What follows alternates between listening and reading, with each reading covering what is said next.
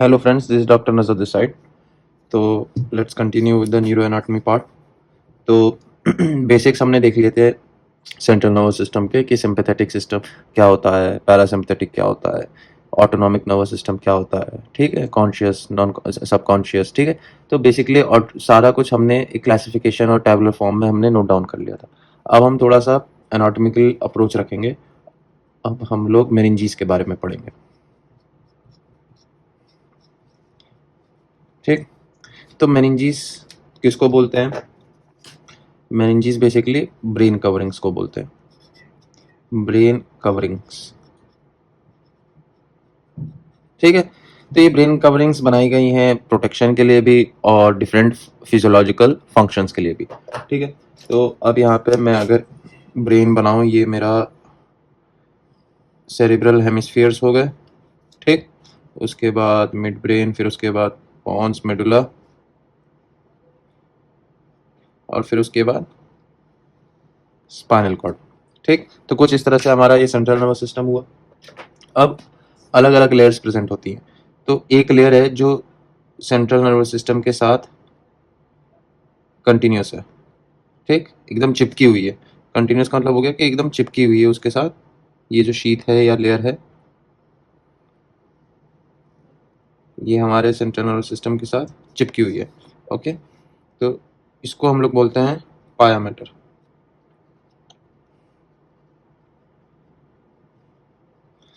पाया मैटर, पाया वर्ड का मतलब होता है बेसिकली सॉफ्ट, ठीक है, और मैटर का मतलब होता है बेसिकली मदर।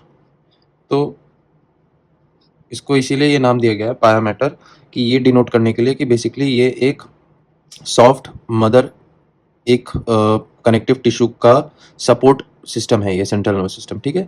पाया matter is a connective tissue which provides the nurturing of the central nervous system. क्यों? क्योंकि पाया मैटर वैस्कुलर होता है, ठीक है, हेविली वैस्कुलर। तो इस वजह से सेंट्रल नर्वस सिस्टम को जो भी हमारे न्यूट्रिएंट्स, ब्लड सप्लाई, बेसिकली ये जो इस मेनिंजीज में है, तो वो सारी ब्लड वेसल्स इस मेनिंजीज में सबसे ज़्यादा मिलेंगी। तो इसलिए इसको पाया मैटर बोला गया एंड इट्स सॉफ्ट।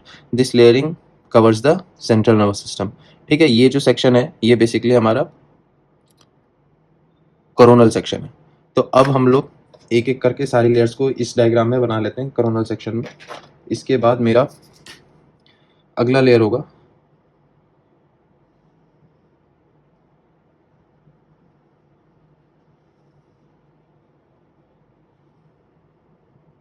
ठीक है, ये जो पिंक में मैंने बना रखा है, तो ये वाला लेयर का नाम होता है एरेकिनॉइड मैटर, और एरेकिनॉइड वर्ड का मतलब होता है स्पाइडर। अब इसको नाम स्पाइडर क्यों दिया गया है?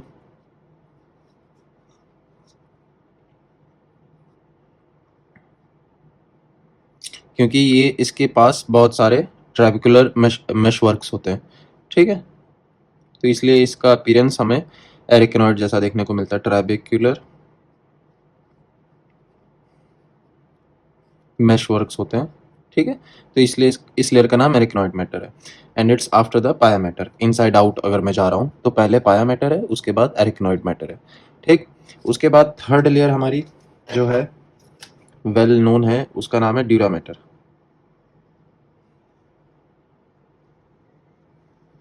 ये जो ऑरेंज कलर में मैं बना रहा हूँ इसको बोलते हैं ड्यूरा मैटर। ड्यूरा वर्ड का मतलब होता है स्ट्रेंथ, स्ट्रॉन्ग। तो ये लेयर स्ट्रॉन्गेस्ट है, ठीक है। तो जैसे हम लोग इनसाइड आउट की तरफ बढ़ रहे हैं, स्कल की तरफ, तो हमारे लेयर्स की स्ट्रेंथ बढ़ती जा रही है, स्ट्रॉन्गेस्ट लेयर, ठीक। अब एक फंडा ये है समझने वाला कि ये जो हमारा ड्यूरा मैटर है, यहीं पे लिख देते हैं, ड्यूरा मैटर बेसिकली दो तरह का होता है। अभी हमें अगले डायग्राम में समझ में आ जाएगा कि एक ड्यूरा मैटर होता है पेरीऑस्टियल,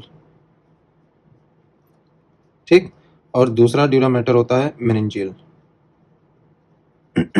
इसका ये मतलब हुआ कि ड्यूरा मैटर एक तरह से ऐसे समझो कि ड्यूरा मैटर एक दो शीथ का बना हुआ है, दो लेयर्स का बना हुआ है। खुद ड्यूरा मैटर दो लेयर्स का बना हुआ है, एक पेरीऑस्टियल लेयर और एक मेनिंजियल लेयर। तो पेरीऑस्टियल लेयर मतलब वो लेयर जो स्कल की तरफ है, और दूसरी लेयर मेनिंजियल लेयर जो ब्रेन की तरफ है। ठीक, अब मैं आपको सजाइटल सेक्शन में दिखाना चाहूँगा, क्योंकि ये वाला जो सेक्शन है करोनल सेक्शन है। अब मैं आपको सजाइटल सेक्शन में दिखाऊंगा। ये ब्रेन हो गया, ब्रेन स्टेम, पॉन्स, मेडुला, और ये स्पाइनल कॉर्ड। ठीक, और यहाँ पे हमारा सेरिबेलम। तो उन्हीं कलर्स में, जिन कलर्स में मैंने इन लेयर्स को यहाँ पे दिखाया हुआ है, उसी तरह से यहाँ पे भी ये हमारा पाया matter closely attached with central nervous system.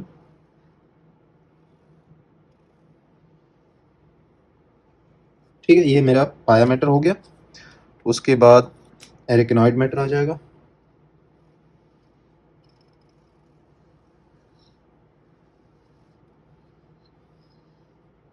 And the last and the outer most layer which is dura mater.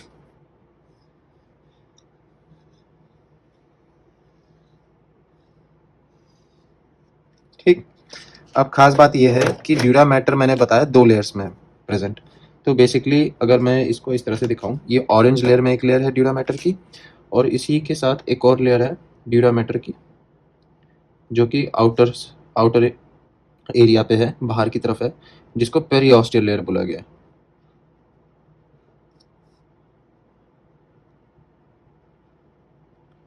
ठीक है, तो अगर मेरा बाहर की तरफ, ये मेरा स्कल है, ठीक है, ये बोन है, ये स्कल बोन है। तो जो बाहर वाला ड्यूरा मैटर है, तो बाहर वाला ड्यूरा मैटर स्ट्रांगली अटैच्ड है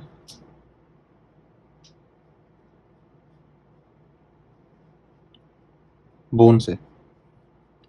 ठीक है, periosteal layer of dura matter is strongly attached with the skull vault या फिर स्कल। ठीक है, स्कल बोन से स्ट्रांगली अटैच्ड है। और जो उसका सेकेंड लेयर है ड्यूरा मैटर का, विच इज मेनिंजियल लेयर, वो ब्रेन के लाइनिंग पर कवर्ड है। ठीक, और दोनों लेयर्स के बीच में, पेरियोस्टियल और मेनिंजियल लेयर्स के बीच में फिजिकली प्रैक्टिकली कोई स्पेस नहीं होती है। तो ठीक है, दोनों के बीच में स्पेसेस नहीं होती हैं। ये जो मैंने ब्लैक डॉटेड लेयर बनाई है और ऑरेंज लेयर बनाई है, इनके बीच में स्पेस नहीं होती। लेकिन ऐसी 2 लेयर्स के बीच में पोटेंशियल स्पेस हो सकती है। अगर मैं चाहूँ तो उसमें फ्लूइड भर के उस एरिया को मैं एक्सपैंड कर सकता हूँ। तो इसलिए ऐसी स्पेस को हम लोग पोटेंशियल स्पेस बोलते हैं। ठीक है, बॉडी में कोई भी 2 मेम्ब्रेन्स अगर पास में है, तो उनके बीच में पोटेंशियल स्पेस क्रिएट होने के चांसेस होते हैं, just like as in case of pleural membranes parietal और विसरल होते हैं। अगर उन दोनों के बीच में स्पेस नहीं है प्रैक्टिकली, लेकिन अगर मैं उसमें फ्लूइड भर दूं, जैसे प्लूरल एफ्यूजन के केस में, तो that is known as potential space. मतलब उसमें स्पेस क्रिएट किया जा सकता है, उसको एक्सपैंड किया जा सकता है। ठीक, तो मेरा पाया मैटर हो गया। ठीक, पाया मैटर के बाद एरिकनॉइड मैटर है। तो जो एरिकनॉइड मैटर है, एरिकनॉइड मैटर भी बेसिकली इस तरह से कुछ पाया मैटर से अटैच्ड है, इसलिए उसके पास ट्रैबिकुलेशंस है। ठीक,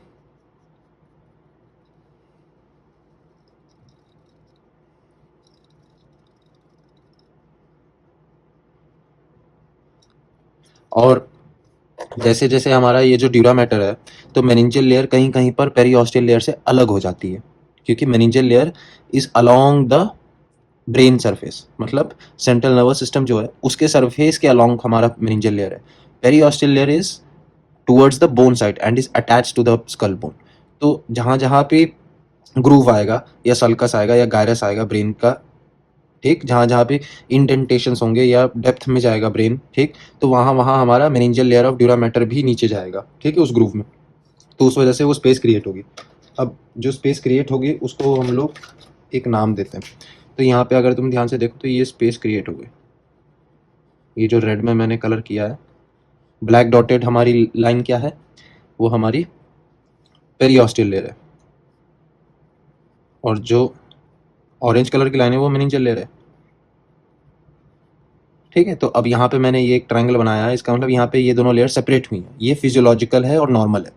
ऐसी स्पेस को हम लोग साइनस बोलते हैं। ठीक, अब ये ड्यूरा मैटर के अंदर, with in the dura mater, ये साइनस क्रिएट हुआ है। ठीक, और ये जो, अगर मैं यहाँ पे इसको मैग्नीफाई करके बनाऊँ, ये मेरा साइनस है।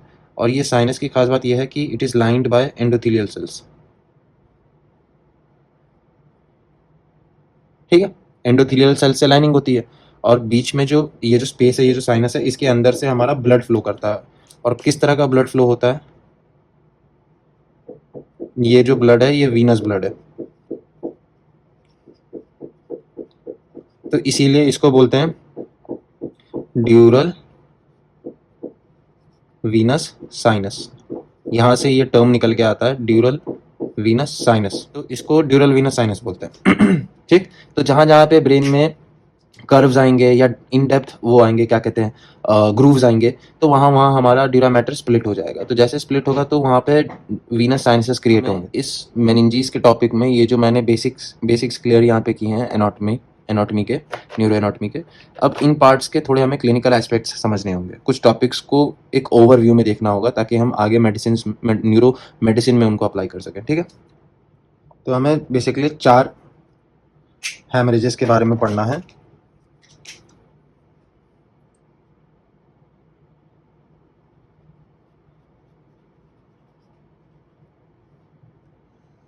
पहला एपिड्यूरल, दूसरा सबड्यूरल, तीसरा सब एरिकेनॉइड और चौथा इंट्रासेरेब्रल। ठीक है, हेमरेज।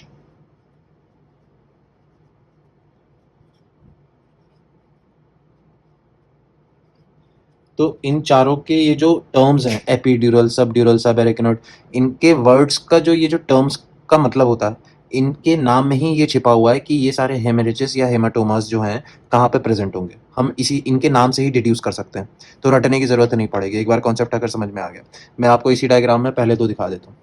जैसे मान लो एपिड्यूरल को हम लोग कभी कभी एक्स्ट्रा ड्यूरल भी बोलते हैं।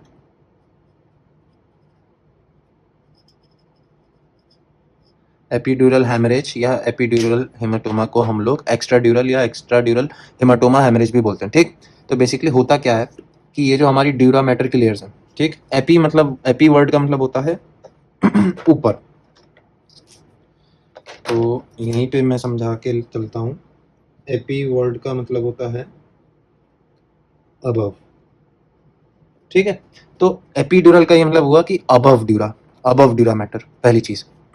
ठीक, तो एपिड्यूरा का ये मतलब हुआ कि बेसिकली ये जो चारों हेमरेजेस है ना, या जो हेमाटोमास है, ये मेनिंजीज के रिस्पेक्ट में बनाए गए हैं। ये जो नेमिंग्स हैं, ठीक है, हेमरेजेस के, ये मेनिंजीज के रिस्पेक्ट में है। ठीक, तो कंफ्यूज नहीं होना। एपिड्यूरल का मतलब ये हुआ कि अबव ड्यूरा मैटर। तो ड्यूरा मैटर मेरी यहाँ पे ये ऑरेंज कलर में है, लेकिन मैंने ये भी समझाया है कि ड्यूरा मैटर पेरिऑस्टियल लेयर भी होती है और मेनिंजियल लेयर भी होती है। तो अब बात यह है कि पेरिऑस्टियल लेयर के ऊपर है या एपिड्यूरल या मेनिंजियल लेयर के ऊपर है, कहाँ पर है ये हेमरेज।